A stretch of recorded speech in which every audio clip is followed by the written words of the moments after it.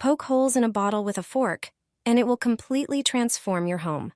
I've been using this trick for years, and it saves me a lot of money. An empty shampoo bottle works perfectly for this. First, remove the top part of the bottle. Get a piece of paper towel or a paper roll and roll it into a cone shape. Place it into the opening of the bottle.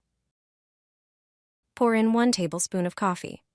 Coffee not only smells wonderful, but also has other important uses. Now add 1 tablespoon of baking soda. Baking soda has neutralizing and antibacterial properties. Remove the paper funnel. Add a few drops of your favorite essential oil. Eucalyptus, lavender, or lemon all work great. Close the bottle with its cap. Place the finished bottle in your wardrobe. This simple trick will keep your closet always smelling fresh, and more than that. This homemade solution also acts as a natural barrier against moths. The strong scent of the mix is something moths hate. Enjoy fresh-smelling, well-protected clothes every day.